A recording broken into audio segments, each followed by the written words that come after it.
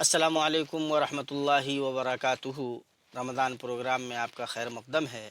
یہ پروگرام رمضان کے پورے مہینے جاری رہا۔ اس کے دروس علامہ شیخ ابن عثیمین رحمہ اللہ کی کتاب مجالس رمضان سے ماخوذ ہیں۔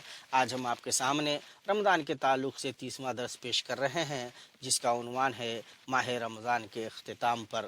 تمام تعریف اللہ کے لیے ہے جو نہایت وسیع فضل والا، عظیم بخشنے والا، مہربان ہے۔ اس نے ہر چیز کو پیدا کیا اور اس کا اندازہ مقرر فرمایا، شریعت نازل کی اور اسے آسان بنایا، اور وہی حکمت والا اور علم والا ہے۔ اس نے مخلوق کی ابتدا کی اور اسی نے اسے ختم کرنا ہے۔ اسی نے آسمان و زمین کے نظام کو چلایا اور سورج و چاند کو ان کی منازل پر رواں دواں رکھا۔ اللہ تبارک و تعالیٰ کا فرمان ہے والشمس تجری لمستقر لها ذلك تقدیر العزیز العلیم والقمر قدرناه منازل حتى عاد كالعرجون القدیم لا الشمس ينبغي لها ان تدرك القمر ولا الليل سابق النهار وكل في فلك يسبحون۔ اور سورج اپنے ٹھکانے کی طرف چلتا ہے اور چاند کے لیے ہم نے منازل مقرر کی۔ نہ سورج کو زیبا ہے کہ چاند کو پکڑ لے اور نہ رات دن پر سبقت لے سکتی ہے، سب اپنے اپنے مدار میں تیر رہے ہیں۔ میں اس کی حمد کرتا ہوں اس کی عطا اور ہدایت پر، اور اس کا شکر ادا کرتا ہوں اس کے انعامات اور بخششوں پر۔ میں گواہی دیتا ہوں کہ اللہ کے سوا کوئی معبود برحق نہیں، وہی بادشاہ بلند و بالا، وہی اول ہے جس سے پہلے کچھ نہیں، وہی آخر ہے جس کے بعد کچھ نہیں، وہی ظاہر ہے جس کے اوپر کوئی نہیں، وہی باطن ہے جس کے پرے کوئی نہیں، اور وہ ہر چیز کو جاننے والا ہے۔ اور گواہی دیتا ہوں کہ محمد صلی اللہ علیہ وسلم اس کے بندے اور رسول ہیں، جو تمام رسولوں میں منتخب کیے گئے۔ اللہ کی رحمت ہو ان پر اور ان کے ساتھی ابو بکر پر جو سب سے سچے تھے، اور عمر پر جو دین میں مضبوط تھے، اور عثمان پر جو ظالموں کے ہاتھوں شہید کیے گئے، اور علی پر جو نسب میں سب سے قریب تھے، اور تمام آل و اصحاب پر، اور ان پر جو قیامت تک ان کے نقش قدم پر چلے۔ اے میرے بھائیوں، رمضان کا مہینہ رخصت ہونے کو ہے، اس کے جانے کا وقت قریب آ چکا ہے۔ یہ مہینہ تمہارے لیے گواہ بنے گا، یا تمہارے حق میں یا تمہارے خلاف۔ اللہ اکبر، اس بات پر کہ تم اس میں کیا اعمال جمع کیے۔ جس نے اس میں نیکیاں جمع کی وہ اللہ کا شکر ادا کرے اور بہترین اجر کی خوشخبری لے۔ اللہ نیکی کرنے والوں کا اجر ضائع نہیں کرتا، اور جس نے اس میں برائیاں کیں وہ سچی توبہ کرے۔ اللہ توبہ کرنے والوں کی توبہ قبول کرتا ہے۔ رمضان کے اختتام کی مسنون عبادتیں کیا ہو سکتی ہیں؟ اللہ نے اس مہینے کے اختتام پر کچھ عبادات مشروع کی ہیں جو بندے کو اللہ کے قریب کرتی ہیں، ایمان میں اضافہ کرتی ہیں اور اعمال نامے میں نیکیاں بڑھاتی ہیں، جیسے زکوٰۃ الفطر، جس کی تفصیلات اس سے پہلے کے درس میں ہم نے بیان کی۔ اسی طرح تکبیر عید، رمضان کی گنتی پوری ہونے پر غروب آفتاب سے لے کر نماز عید تک تکبیر کہنا مشروع ہے۔ اللہ تبارک و تعالیٰ کا فرمان ہے وَلِتُكْمِلُوا الْعِدَّةَ وَلِتُكَبِّرُوا اللَّهَ عَلَىٰ مَا هَدَاكُمْ وَلَعَلَّكُمْ تَشْكُرُونَ، تاکہ تم گنتی پوری کرو اور اللہ کی بڑائیاں بیان کرو اس پر کہ اس نے تمہیں ہدایت دی۔ تکبیر کے الفاظ ہیں اللہ اکبر، اللہ اکبر، لا الہ الا اللہ، اللہ اکبر، اللہ اکبر وللہ الحمد۔ مردوں کے لیے بلند آواز سے کہنا سنت ہے، عورتیں خواتین آہستہ آواز میں کہیں گی۔ کتنا حسین منظر ہوتا ہے جب لوگ ہر طرف اللہ کی تکبیر بلند کرتے ہیں، گھروں میں، بازاروں میں، مساجد میں، اللہ اکبر، اللہ کی بڑائی بیان کرتے، اس کی رحمت کے امیدوار اور اس کے عذاب سے ڈرتے ہوئے مسلمانوں کا یہ منظر کتنا خوشگوار ہوتا ہے۔ اسی طرح نماز عید، اللہ نے اپنے بندوں کے لیے عید کی نماز مشروع کی ہے جو ذکر الہی کی تکمیل ہے۔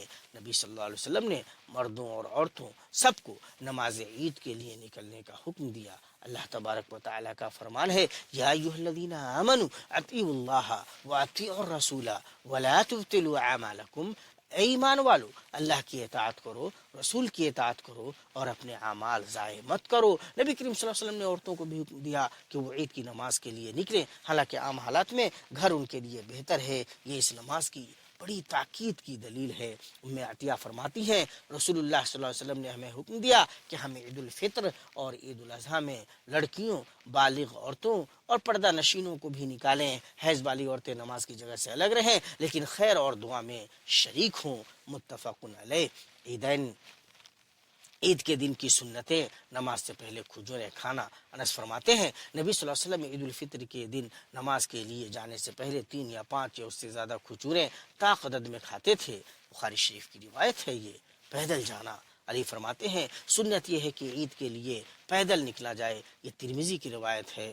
مردوں کا خوبصورت لباس پہننا: عبداللہ بن عمر رضی اللہ تعالیٰ عنہ روایت کرتے ہیں کہ عمر نے ایک ریشمی جبہ دیکھا اور کہا یا رسول اللہ اسے خرید لیں، عید اور وفود کے لیے پہنے۔ نبی صلی اللہ علیہ وسلم نے فرمایا یہ تو اس کا لباس ہے جس کا آخرت میں کوئی حصہ نہیں، کیونکہ وہ ریشم تھا، اور مردوں کے لیے ریشم اور سونا حرام ہے، عورتوں کے لیے پردہ اور سادگی۔ عورتیں عید کے لیے نکلیں بغیر زیب و زینت، بغیر خوشبو، بغیر نمائش، بغیر چہرہ کھولے، کیونکہ انہیں پردے اور حیا کا حکم دیا گیا ہے۔ نماز کو خشوع اور دل کی حاضری کے ساتھ ادا کرے، اللہ کا ذکر زیادہ کرے، اس سے دعا مانگے، اس کی رحمت کی امید رکھے اور اس کے عذاب سے ڈرے۔ جب وہ لوگوں کو مسجد کے میدان میں جمع دیکھے تو اسے یاد آئے کہ ایک دن تمام انسان اللہ کے سامنے قیامت کے عظیم میدان میں جمع ہوں گے، اور جب وہ دیکھے کہ لوگ دنیا میں مراتب اور حیثیت میں مختلف ہیں تو اسے آخرت کے اس بڑے فرق کا خیال آئے جس کا ذکر اللہ نے فرمایا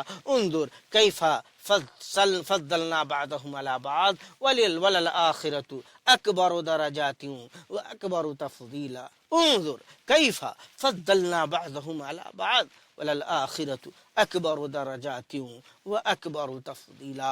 دیکھو ہم نے دنیا میں بعض کو بعض پر فضیلت دی، اور آخرت کے درجے اور فضیلت اس سے کہیں زیادہ ہیں، اور اسے چاہیے کہ اللہ کی اس نعمت پر خوش ہو کہ اس نے رمضان پایا، اس میں نماز، روزہ، تلاوت، صدقہ اور دیگر نیک اعمال کی توفیق پائی، کیونکہ یہ سب دنیا کی ہر چیز سے بہتر چیزیں ہیں۔ اللہ تبارک و تعالیٰ کا فرمان ہے قل بفضل اللہ وبرحمتہ فبذلک فلیفرحوا هو خیر مما یجمعون۔ کہہ دو اللہ کے فضل اور اس کی رحمت پر خوش ہو، یہ اس سے بہتر ہے جو وہ جمع کرتے ہیں۔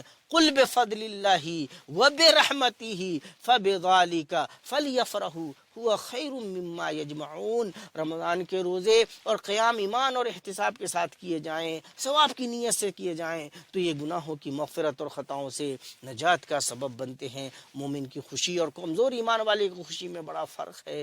مومن رمضان کے مکمل ہونے پر اس لیے خوش ہوتا ہے کہ اس نے گناہوں سے پاکی حاصل کی، کمزور ایمان والا اس لیے خوش ہوتا ہے کہ اسے روزے کی مشقت سے نجات ملی، اور دونوں خوشیوں میں زمین آسمان کا فرق ہے۔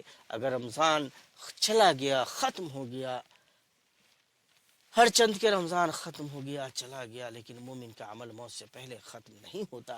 اللہ تبارک و تعالیٰ کا فرمان ہے وَاعْبُدْ رَبَّكَ حَتَّى يَأْتِيَكَ الْيَقِينُ۔ اپنے رب کی عبادت کرتے رہو یہاں تک کہ تمہیں یقین یعنی موت آ جائے۔ اور فرمایا یا ایھا الذین آمنوا اتقوا اللہ حق تقاتہ ولا تموتن الا وانتم مسلمون۔ اے ایمان والو اللہ سے ڈرو جیسا کہ ڈرنے کا حق ہے، اور تمہیں موت صرف اسلام کی حالت میں آئے۔ اللہ اکبر۔ ہمیں جائزہ لینا چاہیے اپنا کہ ہم ان آیتوں کے تقاضوں کے سامنے کہاں کھڑے ہیں۔ نبی صلی اللہ علیہ وسلم نے فرمایا جب بندہ مر جاتا ہے تو اس کا عمل منقطع ہو جاتا ہے، یعنی عمل کے ختم ہونے کی حد موت ہے، اس سے پہلے نہیں۔ اذا مات الانسان انقطع عنہ عملہ۔ بس اگر رمضان کے روزے ختم ہو گئے تو اس کا یہ مطلب نہیں کہ مومن کا روزہ رکھنا ختم ہو گیا، بلکہ سال بھر میں نفلی روزے مشروع ہیں، اور اللہ کا شکر ہے کہ پورے سال روزے رکھنے کے مواقع موجود ہیں۔ صحیح مسلم میں ابو ایوب انصاری رضی اللہ تعالیٰ عنہ سے روایت ہے کہ نبی صلی اللہ علیہ وسلم نے فرمایا جس نے رمضان کے روزے رکھے پھر اس کے بعد شوال کے 6 روزے رکھے تو گویا اس نے پوری عمر روزے رکھے۔ اور ہر مہینے 3 روزے رکھنے کے بارے میں نبی صلی اللہ علیہ وسلم نے فرمایا ہر مہینے کے 3 روزے، اور رمضان سے رمضان تک یہ پوری عمر کے روزوں کے برابر ہیں۔ اللہ اکبر۔ اسے احمد اور مسلم نے روایت کیا ہے۔ اور ابو ہریرہ کہتے ہیں میرے محبوب صلی اللہ علیہ وسلم نے مجھے 3 باتوں کی وصیت کی جن میں سے ہر مہینے 3 روزے رکھنا ہے۔ اسے ایام 20 کے روزے افضل یہ ہے کہ یہ 3 روزے ایام 20 میں رکھے جائیں، یعنی 13، 14 اور 15 تاریخ کو ابو ذر سے روایت ہے کہ نبی صلی اللہ علیہ وسلم نے فرمایا اے ابو ذر اگر تم مہینے میں 3 روزے رکھو تو 13 14 اور 15 کو رکھو۔ اسے احمد اور نسائی نے روایت کیا ہے۔ عرفہ عاشورہ اور پیر کے روزے صحیح مسلم میں ہے کہ نبی صلی اللہ علیہ وسلم سے پوچھا گیا یوم عرفہ کے روزے کے بارے میں تو آپ صلی اللہ علیہ وسلم نے فرمایا یہ گزشتہ اور آئندہ سال کے گناہوں کا کفارہ ہے۔ صحیح مسلم میں ہے کہ نبی صلی اللہ علیہ وسلم سے یہ سوال کیا گیا اور آپ صلی اللہ علیہ وسلم نے یہ جواب دیا، تو غور فرمائیے کہ یہ کتنی بڑی بات ہے۔ عاشورہ کے روزے کے بارے میں آپ صلی اللہ علیہ وسلم نے فرمایا یہ گزشتہ سال کے گناہوں کا کفارہ ہے، اور پیر کے روزے کے بارے میں یعنی پیر کے روزے کے بارے میں اللہ کے نبی صلی اللہ علیہ وسلم نے فرمایا یہ وہ دن ہے جس میں میں پیدا ہوا ہوں اور اسی دن مجھے نبوت دی گئی یا مجھ پر وحی نازل ہوئی۔ تو کیا مقام ہے ان ایام کے اور کیا فضیلتیں ہیں، وہ ذہن میں رکھیں اور نفلی روزوں کا بھی اہتمام کریں۔ آپ صلی اللہ علیہ وسلم سے کی حدیث مسلم شریف میں ہے رمضان کے بعد سب سے افضل کون سا روزہ ہے؟ جب آپ صلی اللہ تعالیٰ علیہ وسلم سے پوچھا گیا تو آپ صلی اللہ علیہ وسلم نے فرمایا اللہ کے مہینے محرم کے روزے، نبی صلی اللہ علیہ وسلم کے نفلی روزے، ان پہ جب ہم غور کریں تو ہمیں بہت سی روشنی ملتی ہے۔ اما عائشہ فرماتی ہے میں نے نبی کریم صلی اللہ علیہ وسلم کو رمضان کے علاوہ کبھی پورا مہینہ روزہ رکھتے نہیں دیکھا، اور شعبان میں آپ سب سے زیادہ روزہ رکھتے تھے۔ یہ بخاری اور مسلم کی روایت ہے، اور فرمایا پیر اور جمعرات کے روزے کا اہتمام کرتے تھے۔ آپ صلی اللہ علیہ وسلم پیر کو روزہ رکھتے، جمعرات کو روزہ رکھتے۔ ابو ہریرہ رضی اللہ تعالیٰ عنہ سے روایت ہے کہ نبی صلی اللہ علیہ وسلم نے فرمایا اعمال پیر اور جمعرات کو اعمال پیر اور جمعرات کو پیش کیے جاتے ہیں، اور میں چاہتا ہوں کہ میرا عمل اس حال میں پیش ہو کہ میں روزے سے ہوں۔ اللہ اکبر۔ یہ ترمذی کی روایت ہے۔ اور قیام اللیل کی بھی بڑی فضیلت ہے، اگرچہ رمضان کا قیام ختم ہو گیا لیکن قیام اللیل پورے رمضان کے علاوہ پورے سال بھی مشروع ہے۔ صحیح بخاری میں مغیرہ بن شعبہ فرماتے ہیں نبی صلی اللہ علیہ وسلم اتنا قیام کرتے کہ آپ کے قدم سوج جاتے، اور جب کہا جاتا تو فرماتے کیا میں شکر گزار بندہ نہ بنوں؟ عبداللہ ابن سلام سے روایت ہے کہ نبی صلی اللہ علیہ وسلم نے فرمایا اے لوگو سلام کو عام کرو، کھانا کھلاؤ، رشتہ داریاں جوڑو، اور رات کو نماز پڑھو، جب لوگ سو رہے ہوں تم جنت میں سلامتی کے ساتھ داخل ہو جاؤ گے۔ یہ ترمذی کی روایت ہے، اور مسلم میں ہے فرض نماز کے بعد سب سے افضل نماز رات کی نماز ہے۔ رات کی نماز 2 رکعت کر کے پڑھی جاتی ہے، اور جب صبح کا خوف ہو تو 1 رکعت آدمی پڑھ کر وتر پڑھ لے، یعنی 1 رکعت کو وتر بنا لے۔ رات کے آخری حصے میں اللہ کی رحمت بطور خاص نازل ہوتی ہے۔ صحیحین میں ابو ہریرہ رضی اللہ تعالیٰ عنہ سے روایت ہے کہ نبی صلی اللہ علیہ وسلم نے فرمایا ہمارا رب ہر رات آسمان دنیا پر نزول فرماتا ہے جب آخری تہائی رات باقی رہتی ہے، اور فرماتا ہے کون ہے جو مجھے پکارے کہ میں جواب دوں، کون ہے جو مانگے کہ میں عطا کروں، کون ہے جو مغفرت چاہے کہ میں بخش دوں۔ اسی طرح سنن رواتب کی بڑی فضیلت ہے۔ فرض نمازوں کے بعد 12 رکعتیں سنت ہیں، 4 رکعتیں ظہر سے پہلے، 2 ظہر کے بعد، 2 مغرب کے بعد، 2 عشاء کے بعد، 2 فجر سے پہلے۔ ام حبیبہ رضی اللہ تعالیٰ عنہ فرماتی ہیں کہ نبی صلی اللہ علیہ وسلم نے فرمایا جو مسلمان روزانہ 12 رکعتیں نفل پڑھے اللہ اس کے لیے جنت میں گھر بنا دیتا ہے۔ اسی طرح نماز کے بعد کے اذکار ہیں،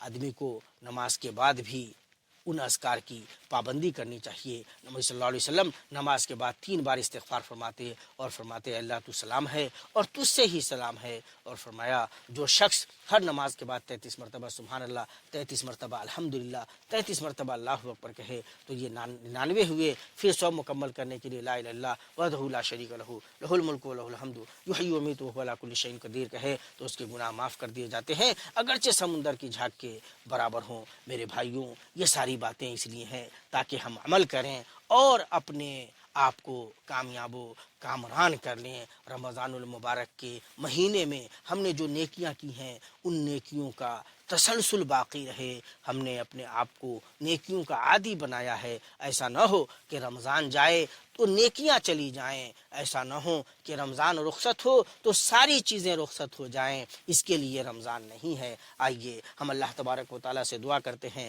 اے اللہ ہمیں ایمان اور نیک عمل پر ثابت رکھ، ہمیں پاکیزہ زندگی عطا فرما، ہمیں صالحین کے ساتھ ملا دے، اور رمضان المبارک کی برکتوں سے ہمیں فیض اٹھانے کی حقیقی توفیق دے کہ ہم اسی پر قائم رہیں۔ تمام تعریفیں اللہ رب العالمین کے لیے ہے، اور درود و سلام ہو ہمارے نبی محمد صلی اللہ علیہ وسلم اور ان کی آل و اصحاب پر۔